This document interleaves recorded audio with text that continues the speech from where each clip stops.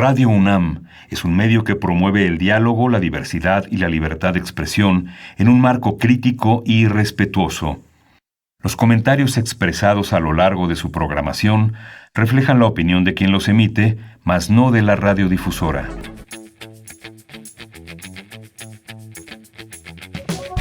Consultorio Fiscal. Es un programa de Radio UNAM y de la Facultad de Contaduría y Administración.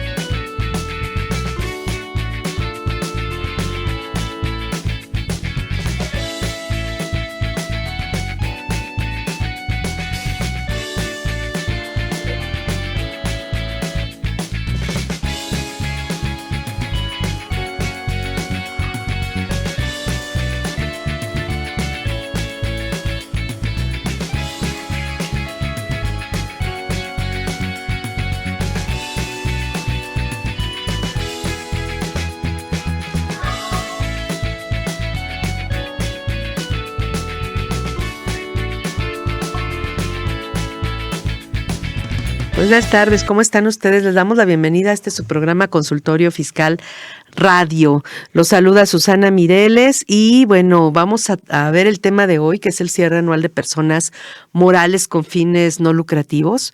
Nada más quiero advertirles que este programa es un programa grabado, lo estamos realizando el 5 de noviembre. Así es que cualquier cambio en las disposiciones fiscales de aquí a la fecha en que se transmite, que en el mes de diciembre, pues nada más quisiéramos que consideren que pudiera ocurrir alguna modificación, aunque no es muy común en estas fechas.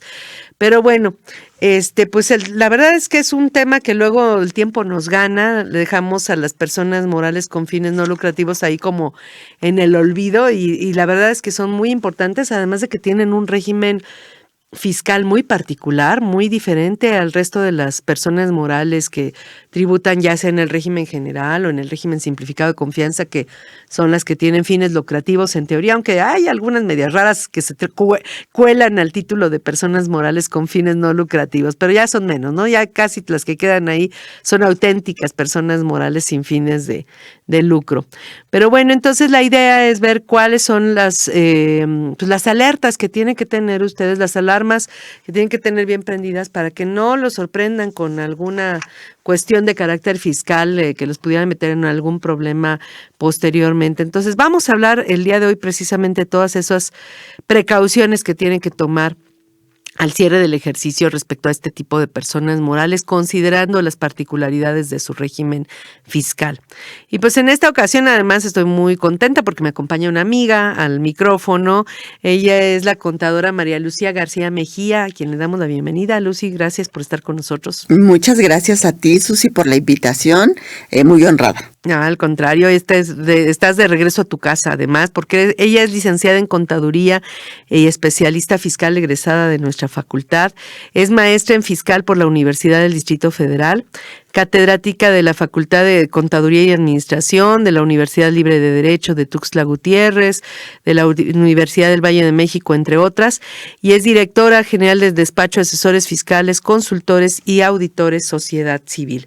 Pues te agradecemos nuevamente pues que hayas destinado tiempo para apoyarnos en la difusión de este tema tan importante y además en el que eres experta porque te has especializado mucho, aunque no es lo único que dominas, pero te has especializado mucho en el tema de las personas morales con fines no lucrativos. Exactamente, Susi. Y como decías al principio, es un tema muy interesante y muy particular, porque solamente son 11 artículos en la ley de ISR. Y no facilitos, ¿eh? Y no fáciles, exactamente. Así es. No fáciles de entender ni de dilucidar. Pero bueno, aquí lo que queremos en este programa es que vayan poniendo atención, pues va a ser el 24 de diciembre cuando se va a transmitir, entonces que pongan atención en todo lo que tienen que tener antes del cierre fiscal. Por ejemplo, la primera es revisar el anexo 14, que ha habido 2 publicaciones en este año. La última fue el lunes 3 de noviembre. Entonces, hay que revisar que realmente estemos allí como donatarias autorizadas. Bueno, aunque en este anexo 14 son las nuevas donatarias autorizadas. pero en el anexo 14 publicado en este año debemos de revisar que sí estemos ahí, que no estemos dentro de las que ya nos revocaron la autorización, para que sigamos siendo donatarias autorizadas. ¿Qué pasaría si no estuvieras en esta lista? Pues te vas a título segundo inmediatamente. Tu declaración anual es diferente totalmente y de hecho tendrías que presentar que pagos provisionales mensuales. Vamos a suponer, ¿no te diste cuenta cuándo fue la primera publicación? ¿En enero? En enero. Vamos a ver, que ya para este año ya no estabas en la lista y no te diste cuenta. En realidad todos tus 12 pagos, los pagos de todo el año están mal, ¿no? Porque tendrías que hacer pagos provisionales de ISR y tu declaración anual, pues ya la harías como cualquier empresa, aunque fueras hermana de la caridad por el simple hecho de que te sacaron de la lista. Ya con eso te conviertes en persona moral. Del título 2. Y del título 2, pero además puedes ser reciclo. O sea, si eres persona, o sea, tuviste más de 35 millones de pesos de ingresos, pues te vas al título 2, régimen general, y no habría pagos provisionales porque no hay un coeficiente de utilidad. Pero si obtuviste menos de 35 millones de pesos de ingresos. Ni enterada estás y ya estás en el régimen simplificado. Y ya estás en régimen simplificado y si tienes que hacer tus pagos provisionales mensuales, como tú bien lo mencionas. Oye, una pregunta, bueno, en tu experiencia, si es así como inmediato, porque el SAT te asigna el reciclo, o sea, ahí sí no es de que quieras. Sí. No, ni tienes que presentar avisos, si tienes menos de 35 y tus socios no son integrantes de otras personas morales, te vas en directo al reciclo. Exacto. Entonces tienes que validar, en el caso de que no estés en la lista, tienes que validar también tu constancia de situación fiscal, ¿no? Claro, de hecho, esa yo recomiendo que no nada más para personas morales no lucrativos, sino para todas las personas, revisen, siempre cada mes estén bajando su constancia de situación fiscal y más las personas morales no lucrativas, porque pues estas personas, pues si no cumplieron con algo y no se dieron cuenta, no está activo su buzón tributario, no lo revisan frecuentemente, puede ser que el SAT ya los cambió. Y ellos ni en cuenta de que ya se dieron en ese caso. Entonces, eso sería por un lado. Entonces hay que revisar que seamos, si somos donatarias, si es que hicimos el trámite para donatarias, ¿no? Así es. Sí. Que hay algunas que están aquí sin ser donatarias, ¿no? Por ejemplo, claro. Los colegios y demás. Los colegios de profesionales, las cámaras de comercio, los sindicatos, las asociaciones obreras patronales, las asociaciones de padres de familia, los de derechos de autor, etcétera. Hay muchos que no tienen que ser donatarias y no están en el anexo 14. Así es. Pero, bueno, las que son donatarias son las que tendrían específicamente que revisar el anexo 14. Exactamente. Perfecto. Ahora, estas sociedades, estas personas morales con fines no lucrativos, no pagan, bueno, en principio dice la ley que no son contribuyentes del impuesto sobre la renta, ¿no? Propio. En teoría. En teoría. Pero luego empiezan a salir una serie de excepciones y dice, bueno, vas a pagar esto si pasa esto si pasa aquello. ¿Cuáles son los supuestos en que pagan y cómo lo pagan y cuándo lo pagan? Mira, hablando de todas las del título 3. Claro, ¿no? Todas las del título 3.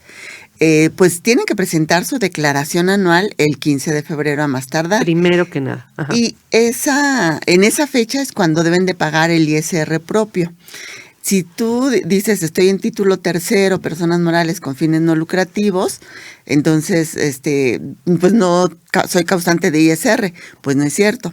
El artículo 79 en su último párrafo te dice que si tú estás en 4 supuestos, que son ingresos omitidos, compras no realizadas, y además indebidamente registradas, las compras hechizas, si tienes no deducibles o si haces préstamos a socios, accionistas o familiares en línea recta o a cónyuges, pues entonces ahí estás cayendo en 4 supuestos. Dentro de esos 4 supuestos tienes que ver en cuáles estás cayendo. Generalmente se caen no deducibles en el artículo. Sí, porque sería absurdo, si de entrada no eres contribuyente del ISR por regla general, sería absurdo omitir ingresos. Exacto. Salvo que de plano te equivoques, ¿no? Pero digo, sería absurdo hacerlo, Sí. ¿no?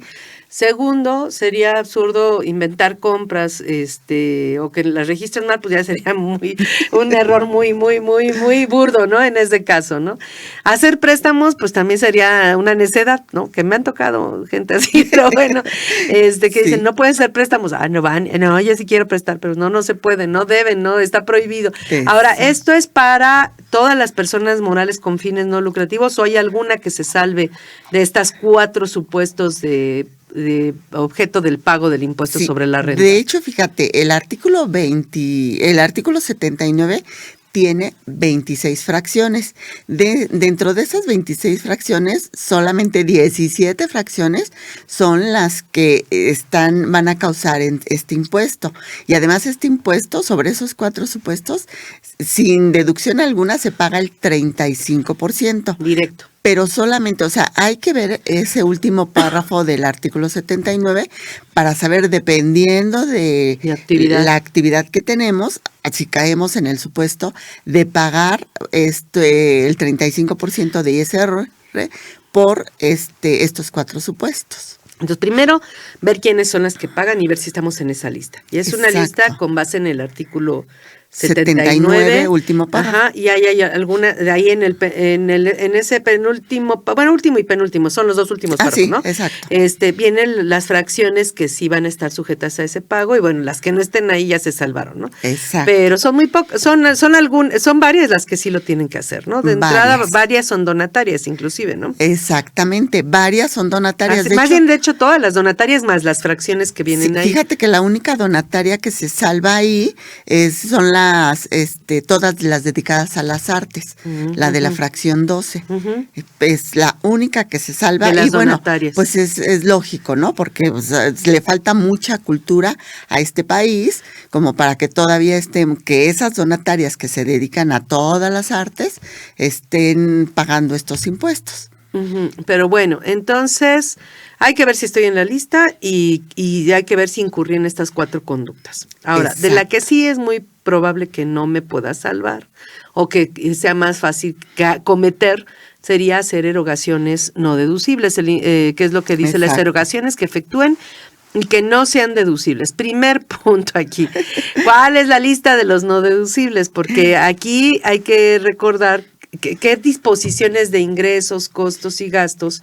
Sí. O sea, ¿cuáles son los ingresos? ¿Cuáles son las deducciones autorizadas que les aplican a estas personas morales del título 3? Porque digamos que tenemos ingresos, costos y gastos de las personas morales del régimen general.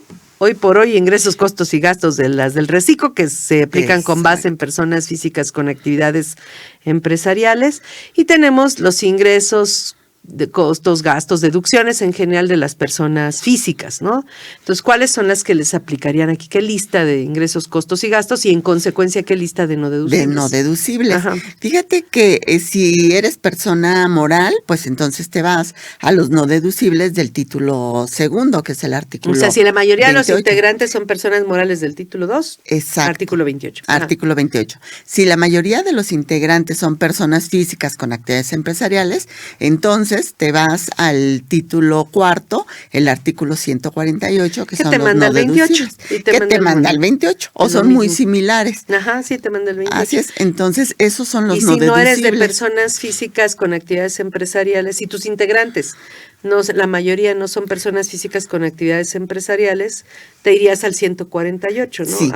A las no deducibles de personas físicas. Ajá. Así es, sí, la mayoría de mis integrantes son personas físicas, como lo dijiste. Entonces, esos no deducibles o empresarias. No empresarias, perdón. Exacto. Ajá. Entonces, es muy importante que veamos cuáles son los no deducibles. Que me aplican. Porque hay gente que dice que voy a comer con un donante o alguna donataria para pues precisamente recabar recursos. Y se van a un restaurante, a cualquiera, y ¿sabes qué? Este gasto es 100% deducible.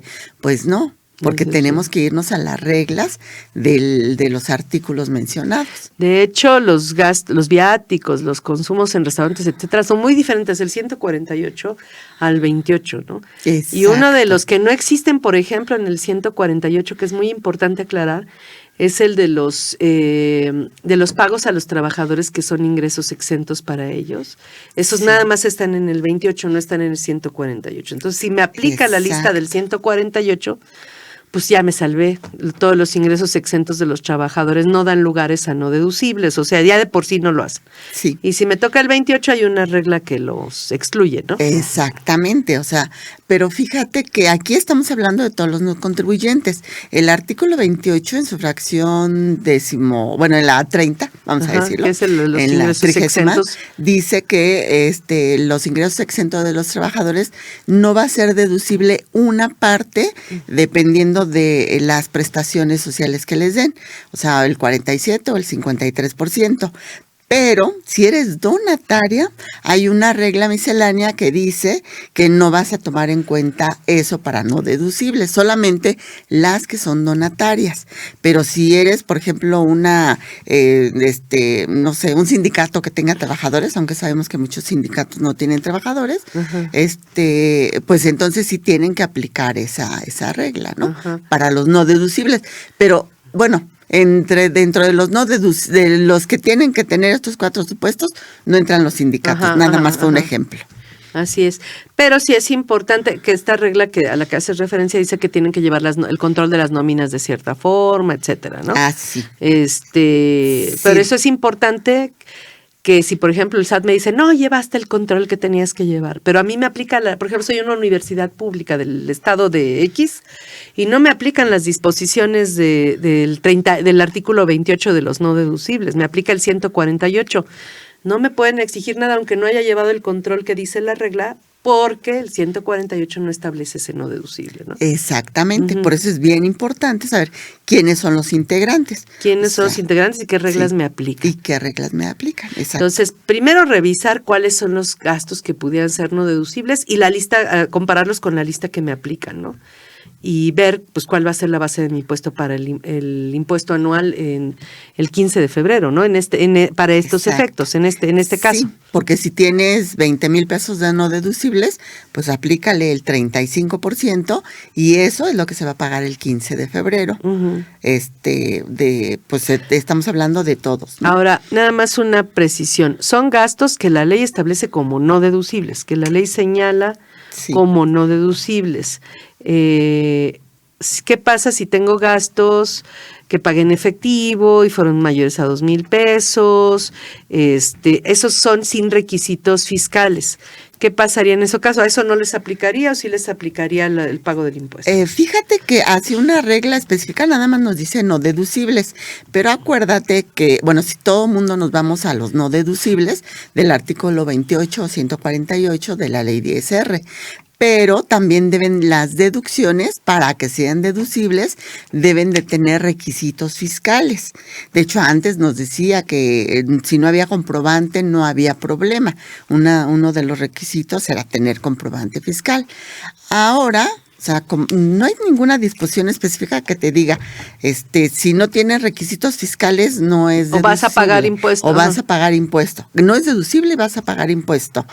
Lo que hace la mayoría de la gente que tiene un criterio conservador es decir, bueno, si no tengo un comprobante fiscal, pues voy a pagar Bueno, si no tienes comprobante, ahí sí yo creo que es difícil probar en qué te lo gastaste para decir que es deducible o no deducible, ¿no? Exacto. Pero si sí tengo el comprobante y la forma de pago fue efectivo. ¿Fue efectivo? No. Entonces, yo lo que les recomiendo es que eso no está dentro de los no deducibles y eso en una no lucrativa lo pueden hacer deducible. Que ahí en realidad, pues como no hay una utilidad base de impuesto, porque en realidad estas personas no pagan sobre su utilidad, pagan por casos específicos como los que acabamos de señalar, ¿no? Exacto. Ingresos omitidos, que es compras lo que no se conoce realizadas. como remanente distribuible ficticio. Exacto. Pero es un supuesto legal, es una ficción jurídica, es algo que se inventaron, sacaron de la manga. Bueno, le copiaron algunos renglones al artículo 140 de lo de dividendos fictos. Entonces aquí dicen, bueno, te vamos a castigar si tienes estos 4 supuestos, pues te vamos a castigar y pagas el 35% de ISR, ni siquiera el 30% como las personas morales, ¿no? Es más castigado.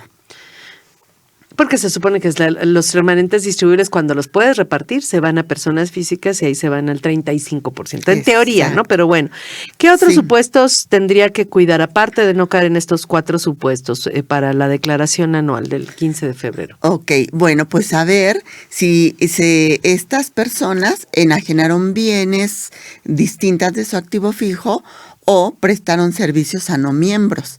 En ese caso, pues entonces deben de saber cuál es el porcentaje de esos ingresos en relación con el total de ingresos de todo el ejercicio. A personas no miembros, ¿verdad? A personas, bienes o prestaron servicios a personas no miembros. Si se hace eso, o sea, si se vende un escritorio, pues es parte de su activo fijo. Pero si les donan, por ejemplo, juguetes y los vende para ayudarse precisamente a desarrollar su objetivo social, bueno, pues entonces sí será una venta distinta de su activo fijo. Y a personas no miembros, porque los y a personas público, no miembros, exactamente, o sea, servicios a personas no miembros. ¿Sabes qué? Voy a dar un curso a otras personas, pero para ayudar a la asociación, pues entonces también eso se debe de considerar.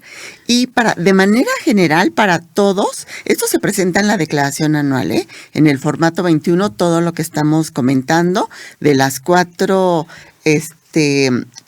de los 4 supuestos y también estos otros 2 supuestos. El primer bloque ya lo pasamos. Ya lo pasamos. Lo que se conoce como el bloque del remanente distribuible ficticio, ficto. Sí. 35% si incurres en estas 4 conductas, que la que casi es ya inevitable es la de gastos no deducibles. Ya eso lo dejamos fuera. Eso fue un supuesto de pago de impuestos. Sí. Una primera excepción. Segunda excepción. Ahora nos vamos al artículo 80, que es si tienes enajenación de bienes distintas de tu activo fijo o prestas servicios a no miembros, entonces tienes que pagar dependiendo del porcentaje de estos 2 ingresos. Para todos los no contribuyentes, si estos 2 ingresos, estos 2 supuestos, rebasan del 5% del total de sus ingresos de todo el año, entonces, pues si no rebasan, no tienen que pagar nada.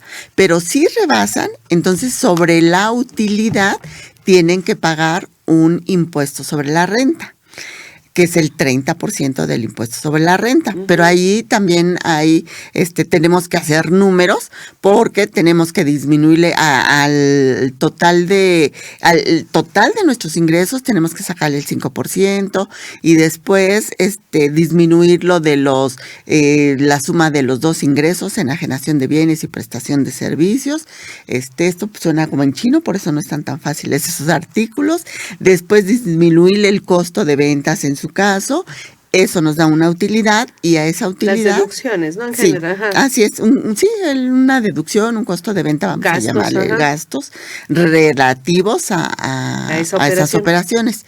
Y después se determina una utilidad y se aplica el 30%. A ver, tengo aquí varias preguntas. La actividad económica en la ley del ISR, en la ley del IVA, la clasifican siempre en 3 grupos: enajenar bienes, prestar servicios y otorgar el uso o goce temporal de bienes. Aquí el legislador de esas 3 nada más menciona 2, que es enajenación de bienes y prestación de servicios. Exacto. Deja fuera al otorgamiento del uso o goce temporal de bienes. Entonces, ese no existe para estos efectos. Exacto. Entonces, primera precisión, ¿no? Entonces, está bien. Ahora, luego dice la ley que que le enajenes bienes distintos del activo fijo, prestes servicios a personas no miembros, deberás determinar la utilidad por los ingresos de esas actividades en los términos del título 2, a la tasa del artículo 9, que es la tasa del 30%, dice siempre que los ingresos excedan del 5%. ¿Qué implica determinar el impuesto en los términos del título 2? Implicaría, pregunto, porque en el título 2 es muy particular, ¿no? Hay ingresos que no existen en este título. Por ejemplo, el ajuste anual por inflación acumulable, no sé, por decirte algunas cosas. Está bueno, y las deducciones también están sus puntos especiales, ¿no? Como el costo de ventas, el ajuste anual por inflación deducible, la deducción de inversiones actualizada, etcétera. ¿Implicaría hacer todo ese cálculo o nada más calculas la utilidad y le aplicas la tasa del artículo 30? La tasa del 30%. Sí, perdón. No nada más se aplica sobre la utilidad. O sea, no calcula el ajuste anual por inflación. No se calcula nada de eso. Aunque no lo precisa, sí ahí tenemos un antecedente que fue para lo de paraísos fiscales, que también tiene una disposición similar, y aclararon, nada de ajuste anual por inflación, eso no. Sí. Entonces lo interpretaríamos en ese mismo sentido. O sea, es un cálculo normal, digamos, Sencillo. pero la tasa, sencillo, pero la tasa del artículo 9, o sea, al 30%. Al 30%, Ajá, exacto. Sí, nada más se hace ese cálculo y no la deducción por inversiones. Esto es para las que no son actualizada. donatarias. Sí, esto es Que para están las en que título no son. 3, pero no están autorizadas para recibir donativos deducibles. Exactamente. Y lo pagan Sí. también el 15 de febrero. También se paga el 15 de febrero. No que hay es pagos cuando- provisionales. No hay pagos provisionales en las personas morales con fines no lucrativos. Así es. Pagos provisionales de ISR Así no hay. ajá, no hay. Así es. Así es. Ahora, si eres donataria, Es otra entonces historia. ya te vas al siguiente párrafo del artículo 80, que ahora dice, ya no te da el 5% de la oportunidad de obtener esos ingresos, sino si tienes esos ingresos, enajenación de bienes, prestación de servicios a otros, entonces ya sumas esos ingresos y si no rebasan del 10% del total de los ingresos, pues no pagas ningún impuesto. Si rebasan del 10% del total de los ingresos esos dos conceptos, entonces sí tienes que hacer el cálculo que ya habíamos mencionado y sobre la utilidad pagar el 30% de ISR a más tardar el 15 de febrero en la declaración anual. Aquí es por obtener ingresos por actividades distintas a las que les autorizaron, ¿no? Ajá. Ajá. Sí. Y en ese caso, pues es muy particular, ¿no? Porque, por ejemplo, si te autorizan como escuela, bueno, pues como escuela vas a cobrar colegiaturas, vas a vender libros, vas a lo mejor transporte escolar, a lo mejor, y a veces no es que quieras, o sea, a veces incluso hay zonas en las que está prohibido casi, o sea, tienes que contratar forzosamente el transporte escolar, Sí. porque incluso para las deducciones personales de las personas físicas, te dicen que el transporte escolar lo puedes deducir siempre y cuando sea obligatorio en la escuela. Entonces hay escuelas que te obligan a contratar el transporte escolar. Así es. Y eso hace que el transporte escolar sea deducible en la declaración anual del papá, ¿no? De la mamá. Pero vamos, son parte de la actividad o se consideran las colegiaturas, por ejemplo, hablando en particular de la escuela, que tiene colegiaturas, inscripciones, libros, uniformes, venta de libros, venta de uniformes, venta de, el transporte escolar, etcétera. En esos casos, a veces hasta les cobran seguros, ¿no? Porque Exacto. tienen que pagarle seguro para los niños por cualquier cosa que pudiera ocurrir y demás. Entonces, en todos esos cobros, todos se consideran parte de las actividades para las que los fueron autorizados a ser donataria, porque fueron autorizados a ser donataria como escuela. Exacto. O nada más son las colegiaturas, o qué consideran como actividades, por ejemplo, en el caso de las escuelas, Sí. actividades por las que fueron autorizados para ser donatarias, autorizadas para recibir donativos deducibles en el ISR. Fíjate que en esta fracción precisamente de la que estamos hablando, que las donatarias te dicen que te dan el 10% de estos ingresos para que no pagues impuesto, que no rebasen del total de los ingresos, hay otras actividades que se consideran parte integrante de tu autorización de donataria. Dentro de ellas están los donativos, es lo primero que dice. Están las cuotas de recuperación, las cuotas de la de aportación y la de recuperación. Están también la venta de activo fijo. La venta de activo fijo, están los apoyos que te dé el gobierno, están los intereses, está el arrendamiento también.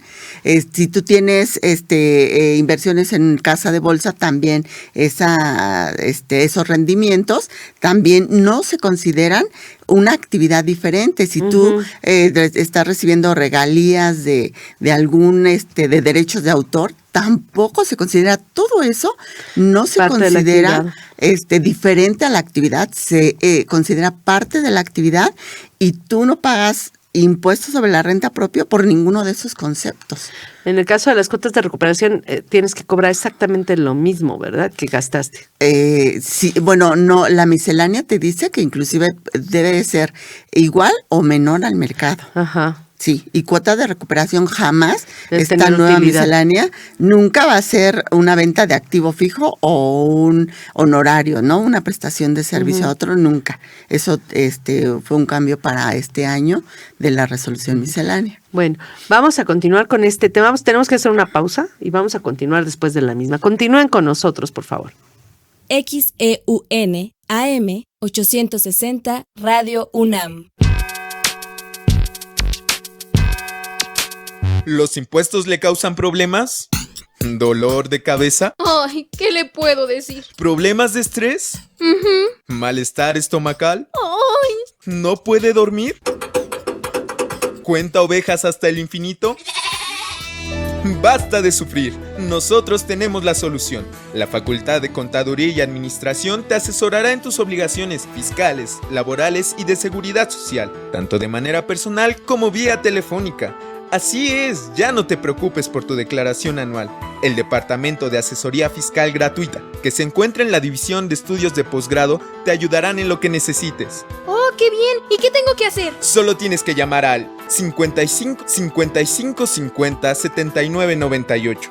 Y no solo te atienden de manera personal o telefónica, también contamos con correo electrónico. Sí, escuchaste bien, correo electrónico. Escribe a consultoriofiscal@fca.unam.mx.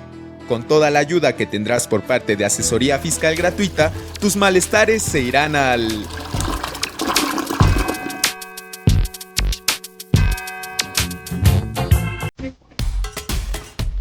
Si la vida te pasa factura, entonces hazla deducible. Escucha Consultorio Fiscal Radio.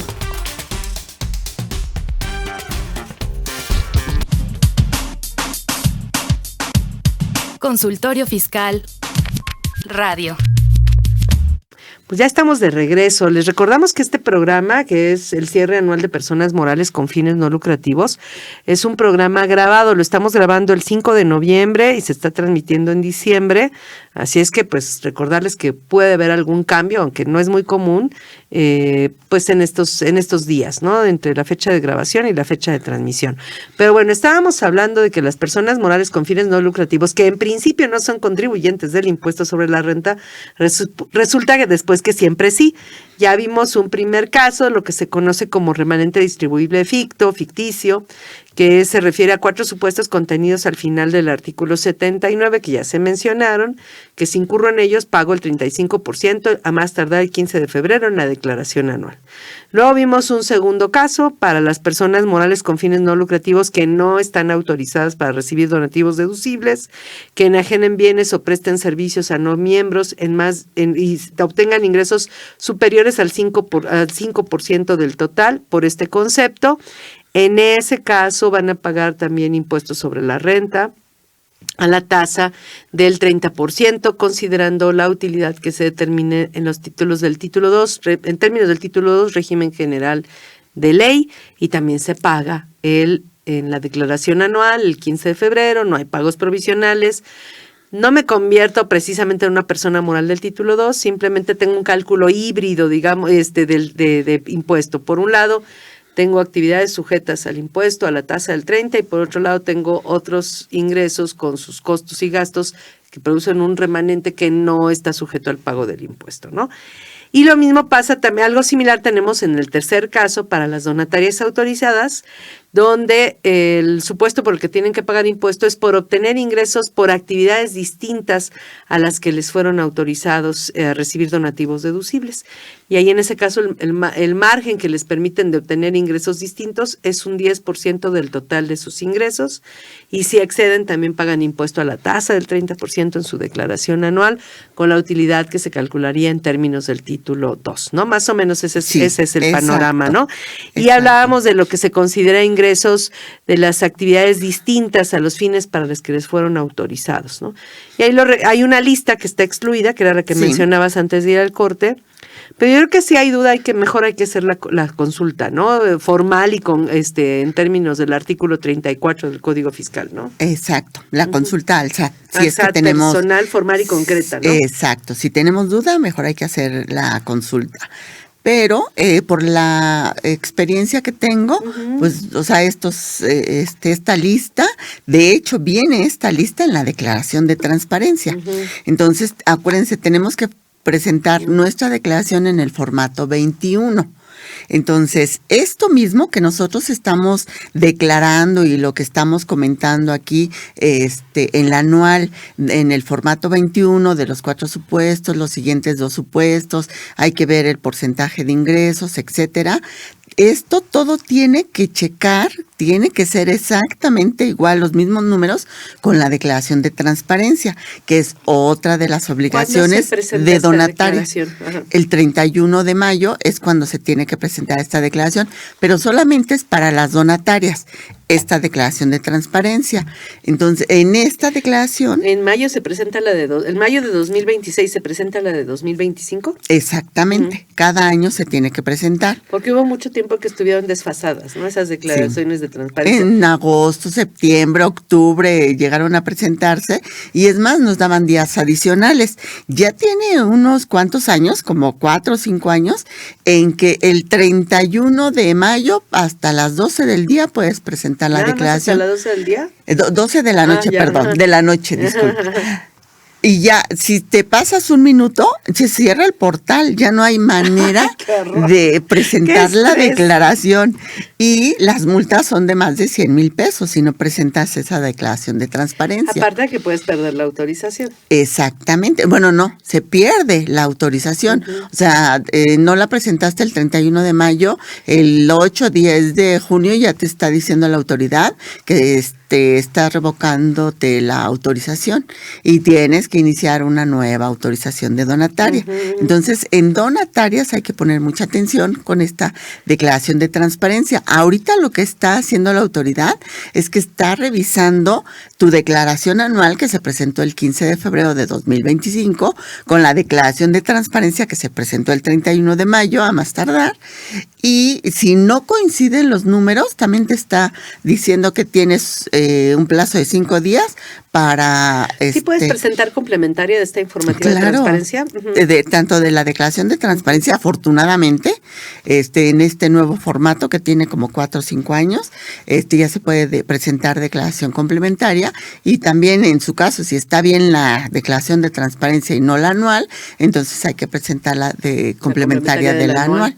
Ajá. Exacto. Tienen que coincidir. Tienen que coincidir forzosamente. De hecho, así lo dice la miscelánea, que es una de las reformas de este año en la miscelánea, que tienen que coincidir. Y ahorita están llegando a varios que no te checa la información, por lo tanto, tienes que demostrarme cuál es la buena y si no se te revoca la autorización. Entonces hay que tener mucho cuidado también para nada más donatarias la declaración de transparencia.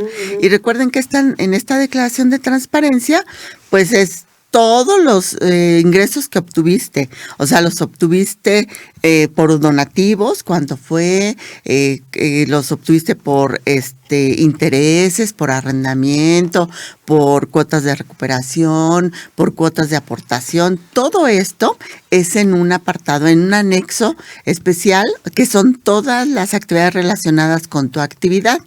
Pero en otra parte, en otro anexo de esta declaración de transparencia, viene las actividades no relacionadas con tu actividad. Y esa es la base del 10% del impuesto. O bueno, la que te sirve para determinar si excedes o no del 10%. Exactamente.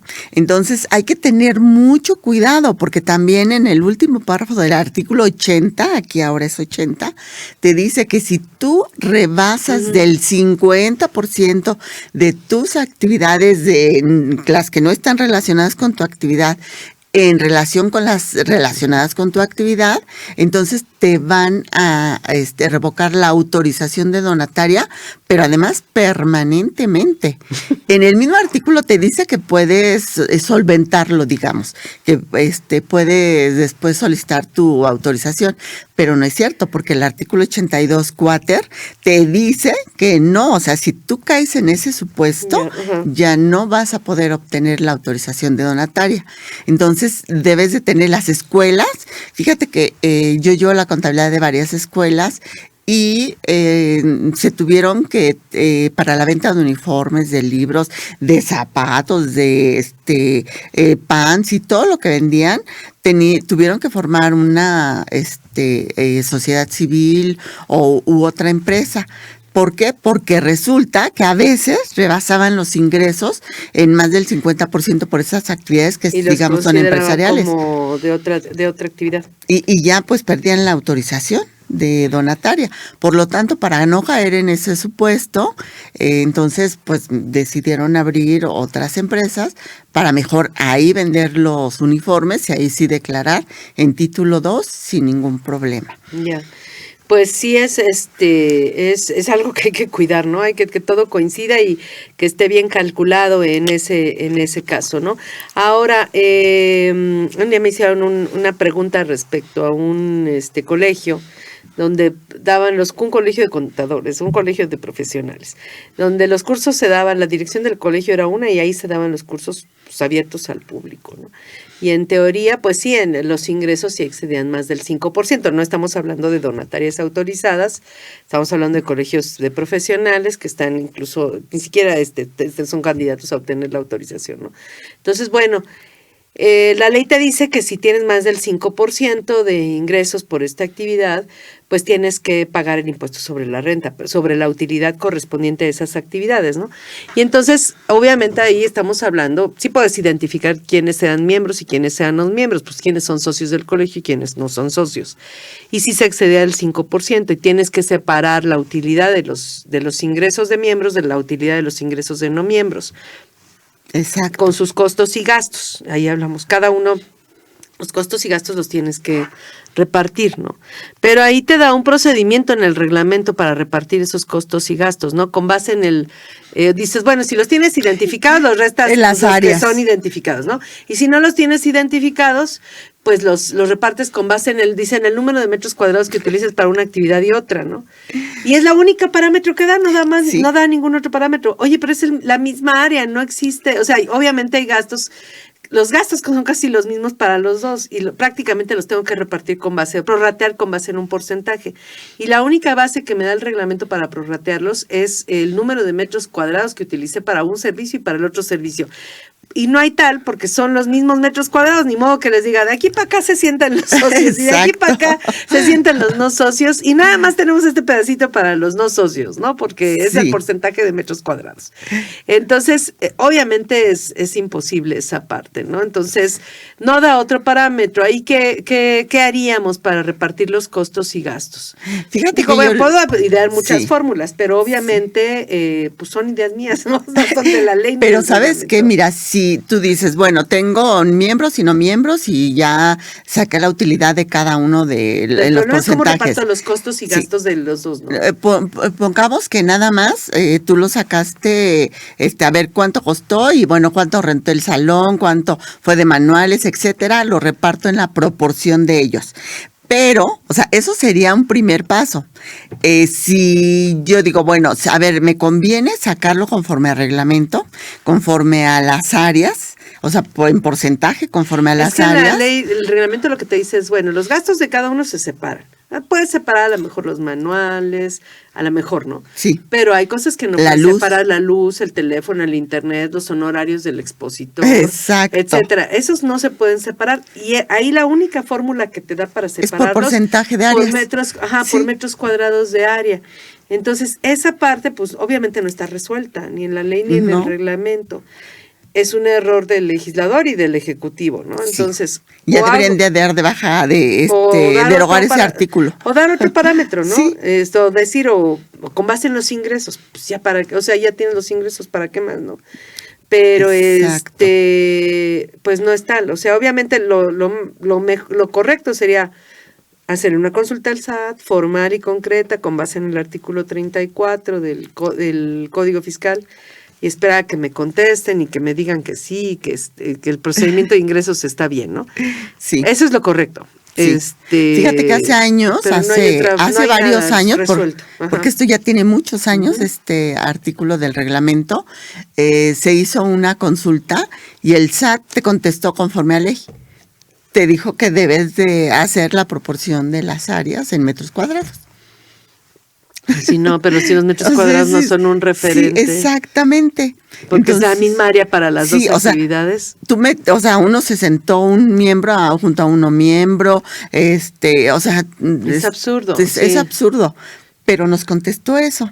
Entonces, pues hay que hacerlo en proporción a las áreas, como dice, pero está raro, o sea, ese manejo está raro. Está limitado, muy limitado, ¿no? Exacto. Entonces habría que hacer la consulta formal y a ver si ahora cambian de opinión, ¿no? Exacto.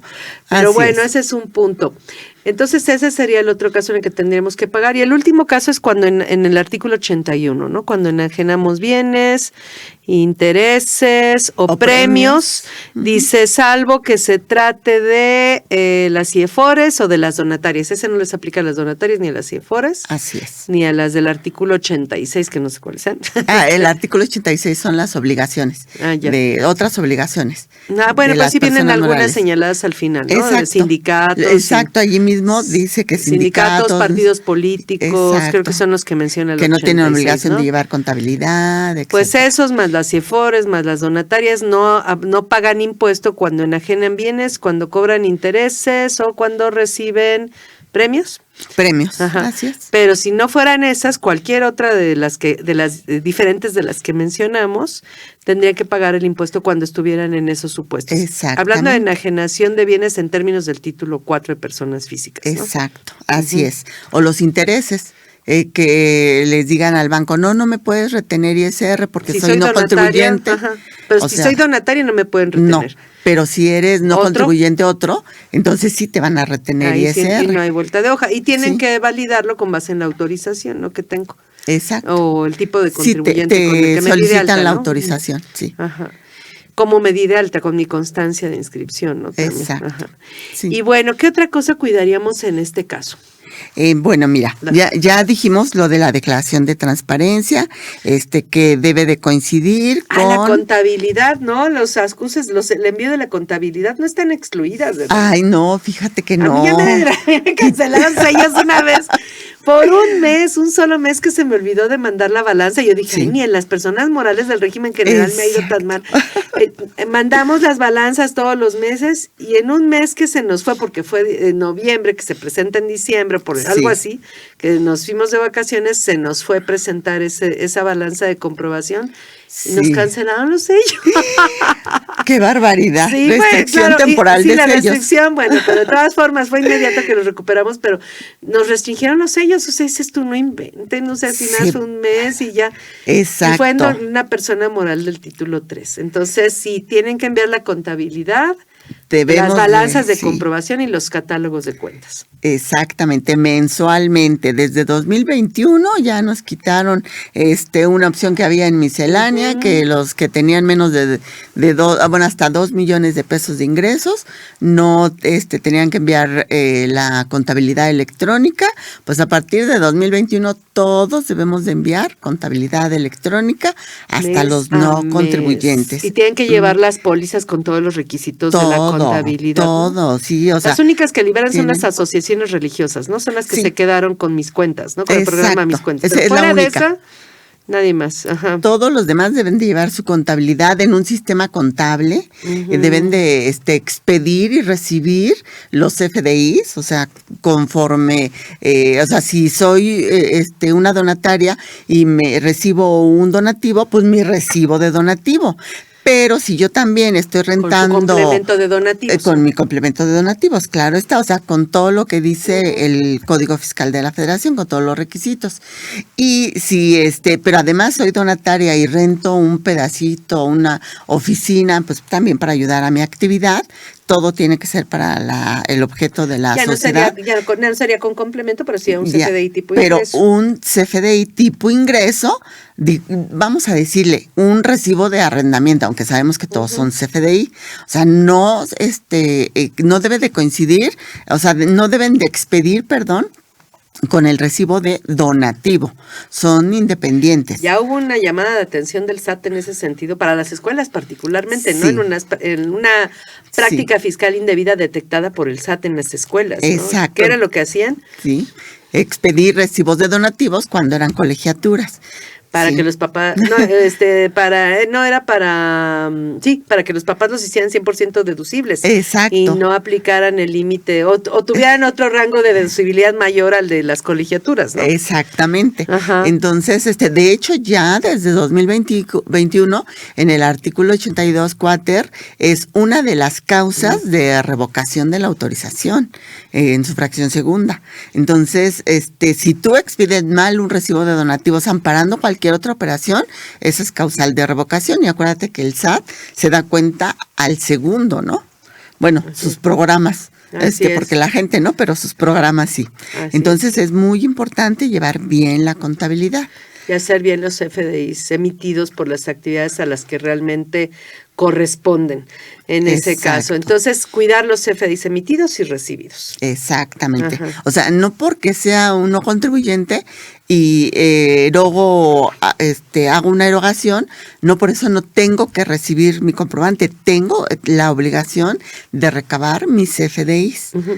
Aquí nada más respecto a la contabilidad, recordar que las pólizas tienen ciertos requisitos, ¿no? Que luego se le olvidan al común de los contadores. Deja Sí. tú de título 2, título 3, personas físicas, lo que sea, ¿no? Sí.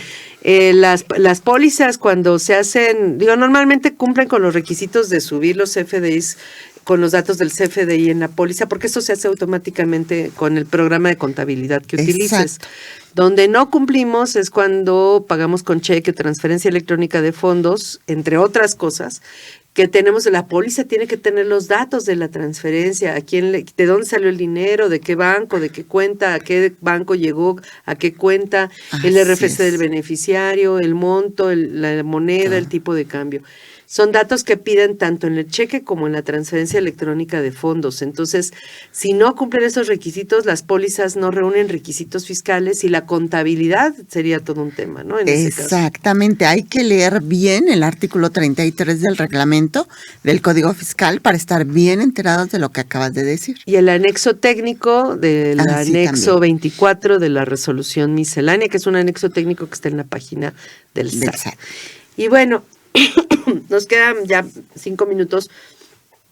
¿Qué pasa con la ley antilavado y con el tema de cuando acusas a las personas que te pagan donativos en efectivo y demás, arriba de 100,000 pesos? ¿Qué pasa en todo el tema de lavado de dinero? Fíjate que con la ley antilavado, pues tienes que, o sea, si tú rebasas los umbrales, tienes que hacer tu expediente, y si rebasas el otro umbral, entonces, que nos marca el artículo 17 de la ley antilavado, tienes entonces ya que hacer los informes o los avisos. Supongamos que nada más te dieron en donataria un donativo en el que tú tuviste que presentar tu aviso, y ya después no te lo dan. De todas maneras, a partir de ahí tienes que presentar tus informes en ceros. Entonces, hay que tener mucho cuidado con estos umbrales y tener los expedientes con todo lo que dice la ley antilavado. Uh-huh. Eso es muy, muy importante, ¿no? ¿Y esto aplica para qué tipo de actividades? ¿Donativos como tales o para qué tipo de actividades relacionadas con las personas morales con fines no lucrativos son consideradas actividades vulnerables en términos del artículo 17 de la ley antilavado? Fíjate que en cuestión de esto yo he visto, bueno, si hacen todo lo que dicen las fracciones anteriores, a la fracción 13ª, que es la de las donatarias, pues más bien tienen que leer todas las fracciones del artículo 17 por si tienen alguna Puede actividad ser vulnerable. cualquiera, ¿no? Que pudieras Puede caer ser en cualquiera, esa. todos los Pero hay una en particular, ¿no? Pero hay una en particular que es la fracción 13ª, que es precisamente para las donatarias. También hay que tener mucho cuidado con el beneficiario controlador, porque inclusive los no contribuyentes, que ese es otro tema, recuerda que hace 2, 3 años, no recuerdo bien, pero ya tenemos la figura del beneficiario controlador y debemos de que nos dice el Código 2022, Fiscal. Ajá. Entonces tenemos que documentar, tener nuestro expediente de todos los beneficiarios controladores, y muchos no contribuyentes dicen, no, pues yo no tengo esa obligación. Todos lo tenemos. Porque está en Código Fiscal de la Federación. Y bueno, Sí. cuando cobras donativos arriba de 100,000 pesos en efectivo, en moneda Sí. nacional, extranjera, onzas Troy.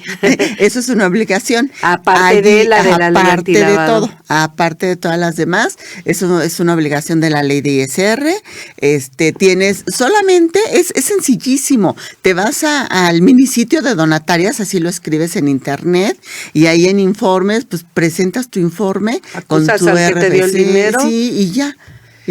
O sea, ya te libras. Si no, la multa es de más de 100,000 pesos. Sí, claro. O sea, recibí 100,000 pesos y voy a dar una multa de 120,000, pues no se vale. Sí.